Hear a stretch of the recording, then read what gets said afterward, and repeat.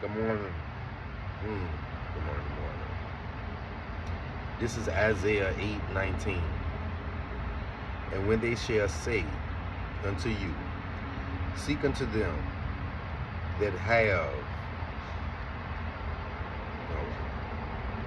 seek unto them that have familiar spirits, and unto wizards that peep and that mutter, shall not a people seek unto their God, for the living to the dead. Many wish to go to multiples of sources to find directions in life, especially in times of trouble.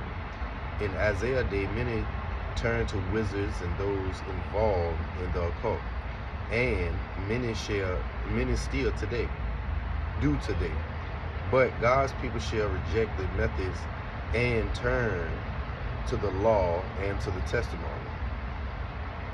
We dare not trust the word of darkness, but we put our trust in you alone, O Lord, as our source of wisdom for life.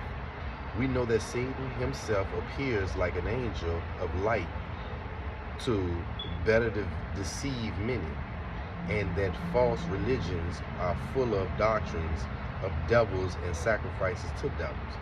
Though the participant mostly are unaware of it.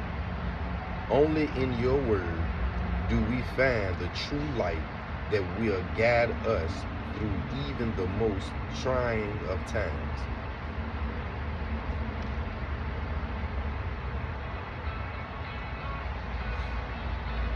I said this yesterday, right?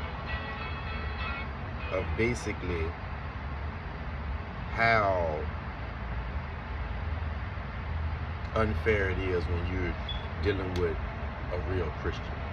You know what I'm saying? Somebody that's really, really trying to follow the path. And I'm not talking about somebody that already has it all together. I'm talking about people that has already the discernment or already have been convicted of whatever direction that they're going in is not the right direction. So then there's steps that they make to get from that direction. Some can do it immediately because what they're doing is something that can be immediately taken care of. Some things that we get ourselves so invested in that once we tap out of it, it's going to wipe us clean because we too invested in something in the wrong way. But God is forever merciful, and when you do take that step, then He's going to do all the provision to make sure that you get back online. Now, I also said that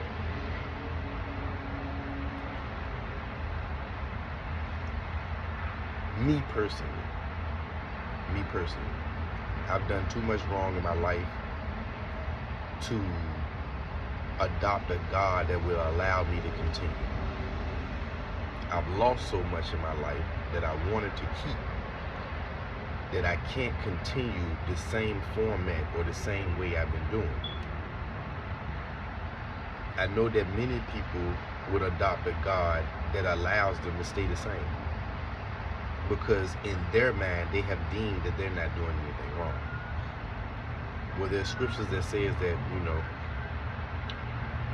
there's a lot of times that what we think is not what it is, So, and let's look at the imbalance of, like when he say unequally yoked. If a true Christian that's really trying to follow and really trying to put themselves together, then our God does not allow us to do deceitful things without being convicted. It doesn't allow us to cheat, steal, kill, any of the anything that's going against the commandments and the laws that were set. So, and that's another thing for us Christians, we fully understand the role of a title. you know, to be held accountable, because our God makes us accountable. He holds us accountable for every title that we enter. If we say that we are husband, he holds us accountable. If we say we are boss at a job, he holds us accountable. If we say we are deacon at a church, he holds us accountable. Whatever relationship that we get in, I'm talking about even to the small, minute, like what we think is something that's not even something, such as like joining a organization or a little team within a church. You know, some people feel like they're just volunteering. So if I say I'm this and this, or the head such and such of this, or and they have deemed me this person for this in those type of joints, and we don't stand on business in them situations, then God holds us accountable. Why? Because we're in the likeness and the image of him.